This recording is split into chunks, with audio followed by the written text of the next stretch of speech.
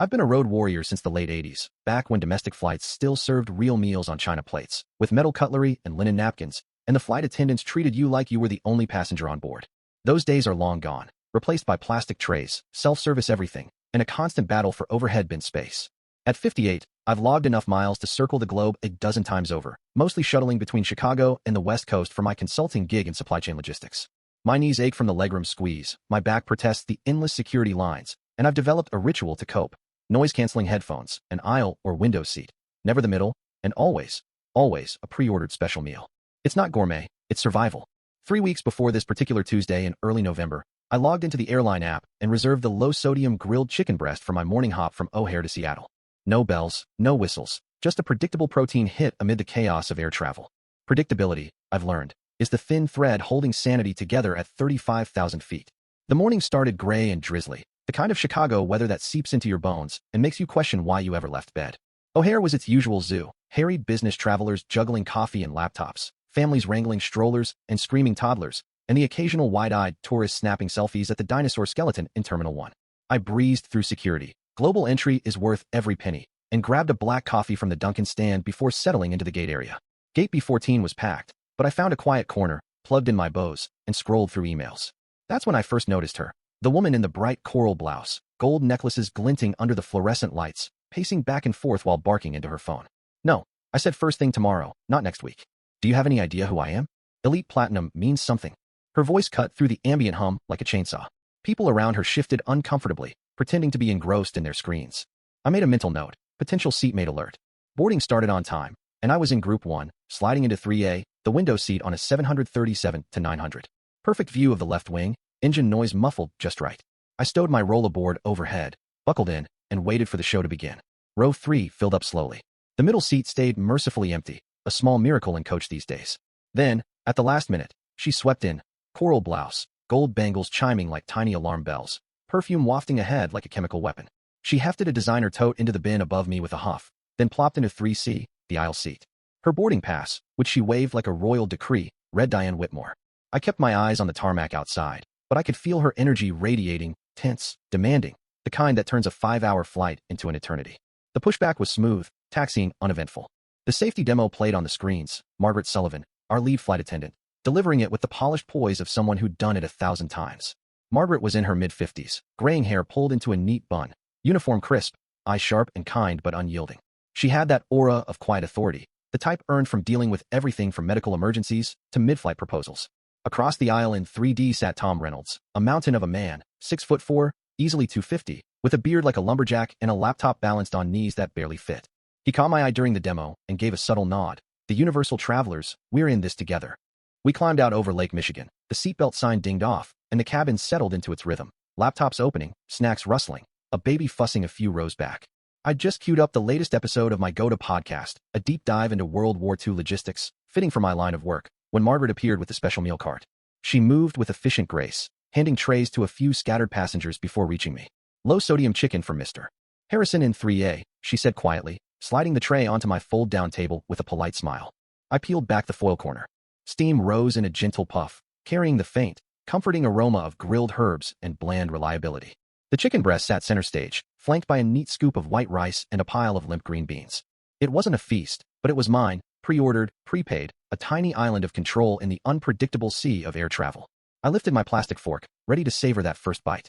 That's when the coral invasion began. Diane leaned so far over the armrest that her necklace dangled perilously close to my tray, one crimson manicured fingernail pointing at my chicken like she was identifying a suspect in a lineup. That's mine. I paused, fork suspended midair, and turned slowly. Beg your pardon? The low-sodium meal. I ordered it.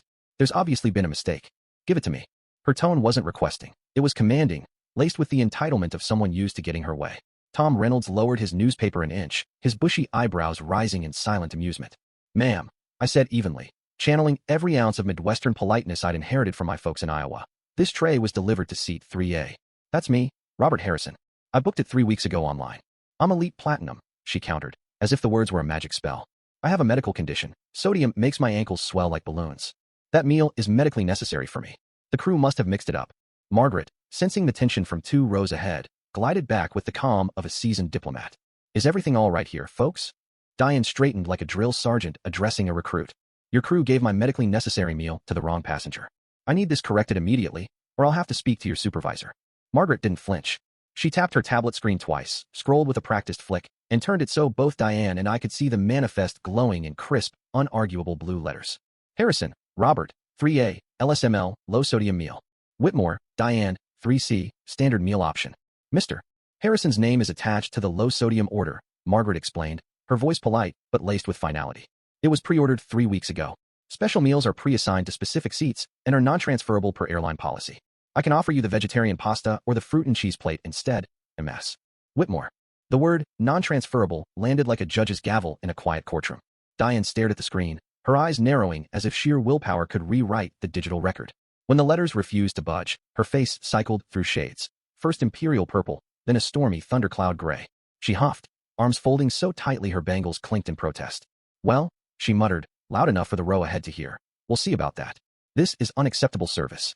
I waited until Margaret had moved on, then took a slow, deliberate bite of the chicken. It was dry, a bit overcooked, but in that moment, it tasted like quiet defiance, salty with victory, low sodium or not. 10 minutes passed in uneasy truce. I had my headphones on, the podcast narrator detailing the supply lines at Normandy, when Diane decided she needed something from the overhead bin directly above me. The seatbelt sign was off, but the captain had warned of possible light chop. She stood abruptly, swaying a bit for effect, and reached up. Her elbow accidentally clipped my arm on the way down. My plastic cup of water, half full, perched innocently on the tray, tipped over, sending a cold cascade straight into my lap. The water soaked through my khakis in a dark, humiliating bloom that spread like ink on blotting paper. Oh my goodness, she gasped, hand flying to her chest in a performance worthy of community theater. I'm so terribly clumsy. Let me get you a napkin. Here, take mine. Heads turned from rows 2 and 4. A young mom ahead glanced back with sympathy. Tom Reynolds raised one massive eyebrow, the size of a small canoe paddle, and mouthed, "You okay?" I dabbed at the stain with the one dry napkin I had left, feeling the chill seep through to my skin. My first instinct was to snap. Years of dealing with pushy clients had honed that edge, but I swallowed it. Instead, I looked up at Diane with the smallest, most insincere smile I could muster and said, loud enough for the nearby passengers to hear, "No problem at all. Accidents happen to everybody." Then, while she watched, I unscrewed the cap from my spare bottle of water, poured exactly 4 drops onto a fresh napkin, folded it once for good measure, and placed it gently on the shared armrest, 3/4 of it encroaching on her side. A tiny, damp no-man's land, glistening under the cabin lights. She stared at it like I'd planted a venomous spider. I pressed play on my podcast, turned the volume up 1 notch, and let the narrator's voice drown out the tension. Cold War, Pacific Theater Edition, had officially begun. The armrest became our Berlin Wall, and for the next half hour, neither of us crossed it. The seatbelt sign illuminated 20 minutes later with a soft chime. Light chop had evolved into moderate turbulence, the plane bouncing like a truck on a gravel road. The captain's voice crackled over the intercom, relaxed but firm. "Folks, we're hitting a few bumps up here. Please stay seated with your belts fastened low and tight across your hips." Diane unbuckled and stood up anyway. Margaret's voice cut through the cabin noise like a scalpel through silk. "Ma'am in the coral blouse, please return to your seat immediately for your safety and others." "I have to use the restroom," Diane announced to the entire forward cabin, her voice carrying over the engine rumble as though her bladder held diplomatic immunity from the laws of physics. The plane bucked sharply. Diane staggered, catching herself on the seat back in front of her, a no-nonsense mom named Laura Bennett, traveling with her 8-year-old son Henry. Laura shot her a look that could curdle milk. Diane stayed standing, swaying like she was auditioning for a role in Titanic, one hand braced on the overhead bin. Tom muttered under his breath, just loud enough for me to hear, "For the love of God, lady, sit down before you become a human piñata and take us all with you." Margaret was already unbuckled from her jump seat at the front, moving down the aisle with the steady, planted gait of someone who'd ridden mechanical bulls for fun in a previous life. She planted herself squarely in front of Diane, one hand braced on a headrest for stability. "This is a lawful order from the captain," Margaret said, her tone shifting from polite to steel-edged authority. "Sit. Now, or I'll have to involve the purser." Diane sat, but the glare she shot me across the empty middle seat could have powered Las Vegas for a week. Her lips moved in a silent mutter, something about unbelievable incompetence, and she folded her arms again, bangles clinking like chains. She waited exactly 12 minutes before escalating.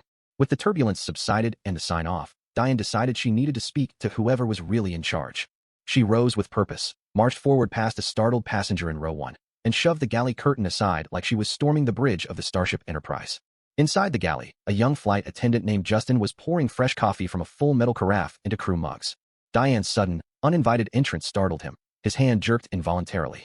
Scalding coffee sloshed across the narrow counter, splashing the side of the carafe and sending a plume of steam into the air. Diane, reaching for who knows what, perhaps to grab Justin's attention, brushed her knuckles against the hot metal she'd just jostled. She shrieked, pulling her hand back dramatically. You burned me. This is assault. I'll sue this airline into bankruptcy. Margaret and the purser, Charles Brooks, a tall, steady man in his late 40s with the calm demeanor of a veteran cop and the patience of a saint, materialized within seconds. Charles steadied the wobbling carafe with a towel, checked Justin for burns. He was fine, just shaken, then turned to Diane with unreadable eyes. Ma'am, he said evenly, you entered a restricted crew-only area without permission and caused the spill yourself. Please return to your seat immediately. Diane cradled her hand, which now sported one tiny pink spot the size of a dime. No blister, no real damage.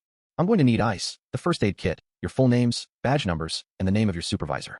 My attorney will be in touch. This is negligence. Charles didn't argue or raise his voice. He simply opened the cabin camera app on his tablet, queued up the footage, and tilted the screen toward her. High definition, time-stamped, undeniable evidence. Diane watched herself barge in like a bull in a china shop, watched Justin flinch at her intrusion, watched her own hand graze the carafe in the chaos she'd created. Her mouth opened, closed, opened again like a fish on dry land. No sound came out. Escorted back to 3C by Margaret, Diane lasted all of 90 seconds before spotting my phone resting screen down on my knee. I'd been about to text my wife a quick update. Wheels up, crazy neighbor, love you, when Diane saw her next opening. He's been filming me without my consent, she shrieked, her voice pitching high enough to make heads turn from row 5. That's illegal harassment. I want his phone confiscated right now, and I want him reported. Charles approached me, his expression neutral and professional. Sir, may I see the device in question, please? It's just procedure. I unlocked it without a word and handed it over. Charles scrolled to the videos, found the only one taken since takeoff. 15 seconds of the left wing slicing through fluffy white clouds, with the captain's seatbelt reminder playing clearly in the background. 0 humans in frame. 0 Diane. Just aviation poetry. Charles handed the phone back with a subtle nod. He filmed the wing, ma'am. You're not in the frame at all. Tom Reynolds leaned across the aisle, his voice a low rumble. I can confirm. That wing's got real screen presence. Oscar material. Someone 2 rows back started a single slow clap. It caught on for exactly 2 beats before good manners and cabin etiquette shut it down, but the message was received loud and clear. Strike 3 for the lady in coral. Then the sky turned truly mean. The plane fell a good 50 feet in the space of a heartbeat, the kind of drop that lifts your stomach into your throat and makes your ears pop. Overhead bins rattled like machine gun fire, loose items skittered down the aisle, and a baby 3 rows back let out a wail. The captain's voice came back sharp and urgent. Flight attendants, take your seats immediately. All passengers, belts on tight. Diane unbuckled again, as if the announcement was a suggestion for lesser mortals. Margaret, already strapped into her jump seat at the front, bellowed over the roar. 3C, sit down now. Diane was halfway up, using the seatbacks like gymnastic parallel bars for balance. Another violent drop sent her stumbling sideways. She crashed into Tom Reynolds, who was gripping his armrest so hard his knuckles were white as fresh snow. Tom, pure startled reflex from a man who'd probably played football in college, shoved her off him with both massive hands. Get off me, lady. Diane pinwheeled backward, arms flailing wildly, her face a mask of shock as she hurtled straight toward my lap. I braced for impact, muscles tensing, mind flashing to the absurdity of it all, taken out by a flying Karen over the Rockies. Margaret did something heroic I'd never seen in all my years of flying. She unbuckled mid-turbulence, against every safety protocol in the book, launched herself down the swaying aisle, and intercepted Diane mid-fall. She took the full brunt of the impact on her own body, absorbing it like a professional linebacker, and with one strong arm shoved Diane firmly back into 3C, while snapping the seatbelt closed with the other in a single fluid motion. The plane leveled out minutes later, the cabin silent except for heavy breathing and the occasional nervous chuckle. Diane sat very still, her eyes wide with a mix of fear and calculation, like a poker player reassessing a bad hand. She chose tears as her next play. Soft, pathetic sniffles at first, building to quiet dabs at completely dry eyes with a crumpled tissue. She turned to the row ahead, where Laura Bennett sat with young Henry, who was quietly drawing airplanes on his iPad. That was so frightening, Diane whimpered, her voice trembling with manufactured emotion. Why don't you let the little boy have your chicken dinner, Mr. Harrison? He's been so brave through all this scary bumping. Every adult within 3 rows froze solid. Using an innocent child as the final weapon in her arsenal was a new low, even for her, a manipulative masterstroke designed to paint me as the villain if I refused. Laura turned slowly in her seat, the way a lioness sizes up a hyena, encroaching on her cub. Her eyes narrowed into slits of pure maternal steel. My son has a severe peanut allergy, she said, her voice calm, arctic, and unyielding. We never accept food from strangers on airplanes. It's a matter of life and death. And we do not appreciate him being used as a bargaining chip or prop in whatever this ridiculous performance is. Leave my child out of it, now. The silence that followed was so complete you could hear the air vents humming and the engine's distant whine. Then someone in 1D started a single clap. It caught on for a full 3 beats this time, rippling through the forward cabin like a wave of quiet solidarity, before tapering off into respectful quiet. The applause lived on in spirit, though a collective enough is enough. Charles reappeared moments later, tablet in hand, his face grim but composed. MS. Whitmore, our records show 6 compensation claims filed in the past 11 months alone, all denied for lack of verifiable evidence. Today will be documented differently. Interfering with flight crew duties during active operations is a federal offense under FAA regulations. Cabin camera footage has already been preserved and flagged for review. Diane's face drained to the color of skim milk, her bangles suddenly silent. When we finally taxied to the gate at Seattle-Tacoma, the damp Seattle evening air waiting outside, 2 uniformed airport police officers and a stern-faced supervisor stood on the jet bridge like sentinels. Charles met them at the open door, handed over the tablet with its incriminating footage, and spoke quietly for 30 seconds, gesturing subtly toward row 3. Diane was asked, politely but firmly, to remain seated until the aircraft was completely empty. She didn't protest. She had nothing left in her tank. The fire in her eyes had fizzled to embers of defeat. Margaret stopped by my seat one final time as deplaning began, setting down a small plate from the forward galley. A thick slice of chocolate layer cake, still cold and fudgy, topped with a perfect scoop of vanilla ice cream already beginning to melt at the edges. From the entire crew, she said with a tired but genuine smile, her voice soft amid the shuffling passengers. You stayed calmer through all that than most of us could have managed. It's the little things, right? Tom leaned across the aisle, his massive frame shifting with a grin.